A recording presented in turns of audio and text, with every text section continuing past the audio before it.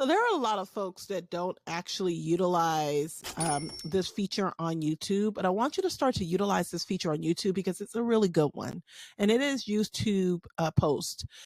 I believe you only need to have 300 followers. Don't quote me on that. There was a time when you had to have at least 500, not followers, subscribers, 500 subscribers on YouTube in order to use this feature. But what you're going to do is come to your YouTube channel. You're going to click on this plus sign. You're going to click on create post. And anything that you're posting really on Instagram, if you're doing any Instagram direct posts or you're doing Facebook posts, just come here and post it on your YouTube channel. Now, as you can see, it's been a month because I've been doing some restructuring of my content and things to that effect. But come on here, upload an image. Do I have it? Yeah, I think I do. Upload an image, and let's just say I wanted to say a little something about our podcast. Okay, so we'll go ahead and post the podcast here and just type out a message and post it. You're going to see that you'll get more people that'll visit your page when you're more consistently posting on your community tab. You can actually come here if you don't have an image, and you can do image poll tab, you can do text polls, you can do quizzes. There's a lot of great features that are available here. You can also go in and just list one of your YouTube videos. So maybe you don't have anything you want to really say for the day, but you can go in here and you can add an existing video from your YouTube. Let's say I want to talk about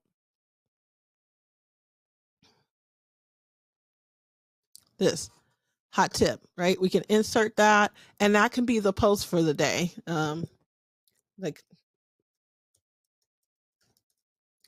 did you watch it yet? You can actually post that on your YouTube channel, and that can be your post for the day on your YouTube channel. So definitely take a look at this because it's something that I feel like a lot of people don't even know it's there, but it's a really great way for you to get great, outstanding reach, especially if you're already posting shorts videos.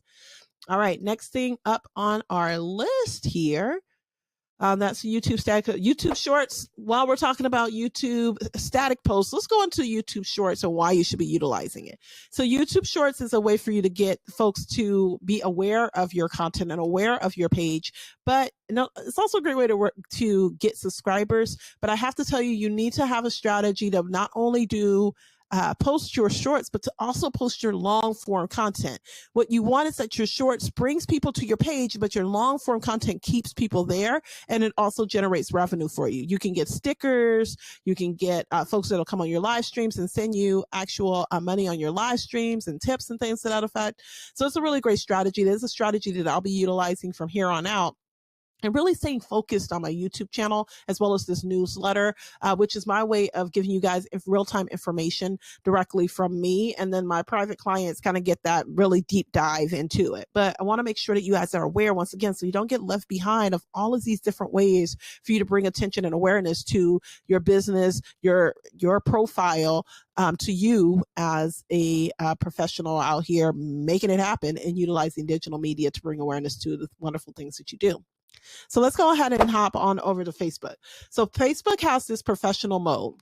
In professional mode on Facebook, what you can do is then monetize your Facebook profile, but you can also set yourself up in a certain category. So if you're not seeing a trend right now, Instagram is trying to categorize folks. Also, Facebook is trying to categorize folks. Facebook is owned by Instagram. It's all Meta, right? So within Meta, it is all a way for folks to start to categorize the different types of creators so that they hold the data and they know exactly where to put your ads. Everything that they do usually is for their own benefit, not ours. For the majority of the points, it's for their own benefit. And even if they do something that's for our benefit, they're doing it for the benefit of keeping you on the platform and utilizing their product, which they should do to a certain extent, because you do want clients and customers to keep coming back, right? So as we look at professional mode, if you do not have professional mode turned on, I am going to link to a video that will show you exactly how to turn on professional mode on your Facebook account if you have a personal account. If you don't have the access to do it as of yet, that means that you need to post more often. So try to post at least 3 to 4 times per day on your Facebook account. I'll also link to a video that shows you how to schedule out your Facebook post as well. So you'll have both of those videos there. All right. So now let's talk about the impact on monetization strategies. The evolving digital landscape has implication on monetization strategies. So traditional advertising methods are no longer working. Okay. So your business has to adapt, leveraging the latest tools and technologies to effectively monetize your social media presence. You have to adapt. What we're seeing right now, and I didn't add this, but I'll go ahead and add it to here, is storytelling is queen. Okay. I'm going to say queen. Storytelling. Okay. If you want to see more sales, if you want to see more engagement, storytelling is the way you need to go. I'm going to take that off and add it in here. Storytelling is the way you need to go. If you don't know how to storytell in the correct way, or if you need help and assistance with what type of stories you should be telling, that's where you go ahead and reach out to me. Let me know. We can hop on a call and get that kind of have that conversation. What used to work no longer works anymore as far as reach. As you can see, with all of the different changes that Instagram is making within their algorithm, trying to cut down on unoriginal content, what they deem unoriginal content. How is a platform that is unoriginal going to ask you for original content? Anywho, um, we'll just bypass that. Like I said, what I think they are trying to do, the attempt is to cut down on folks sending in requests for content to be taken down off of other people's pages when they just plain and simply take the content and just repost it without making any edits or anything to it.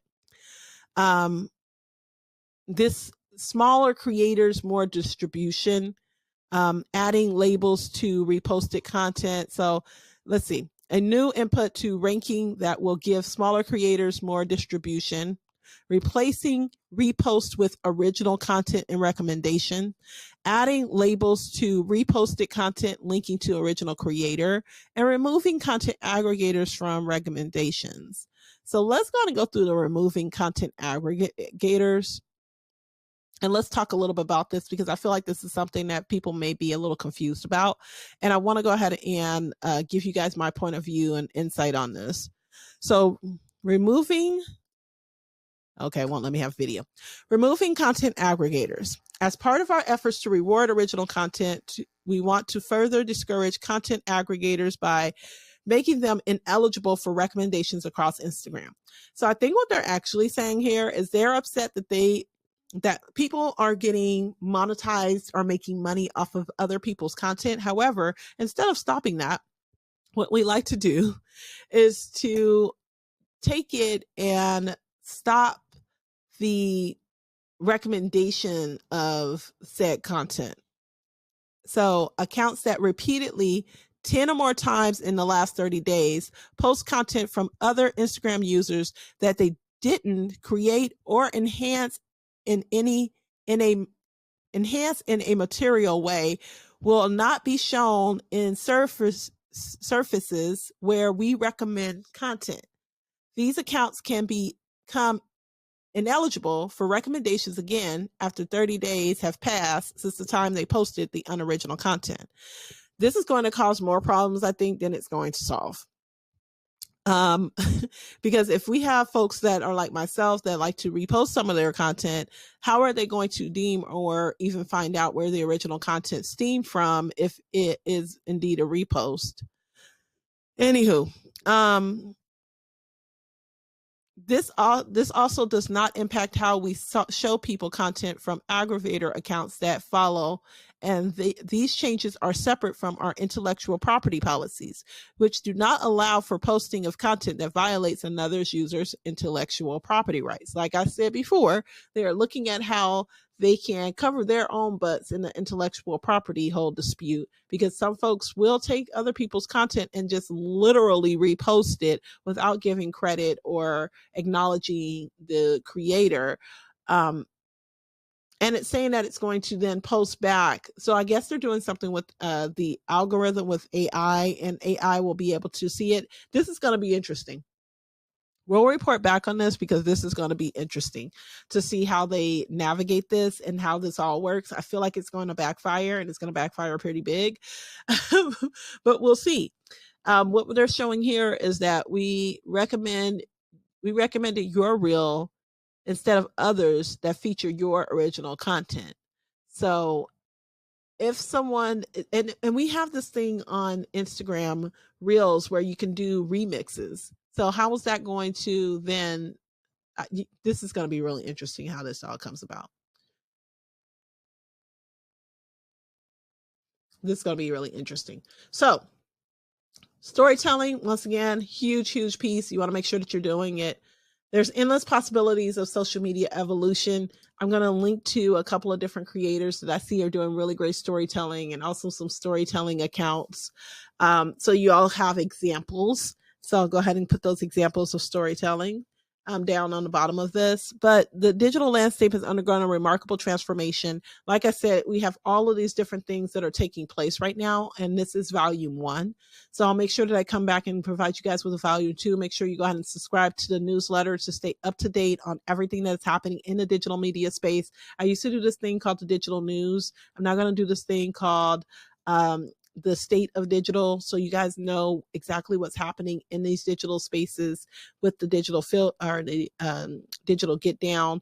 We're going to nerd out on all of this, and we're going to make sure that you stay on top of it and update it on all the different changes so that you can make sure that you're utilizing these platforms to the best of your ability, but also getting the most bang for your buck and an ROI on your time investment with social media. My name is Jessica. If you need me, you go ahead and send me an email, or you can DM me on Instagram to schedule a call. I'm more than happy to hop on a call with anyone and do a one-on-one consultation or a one-on-one strategy session. That is what I'm offering these days.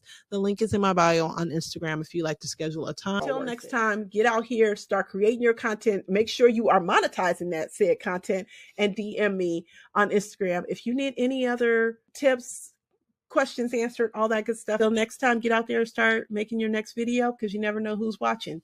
Peace.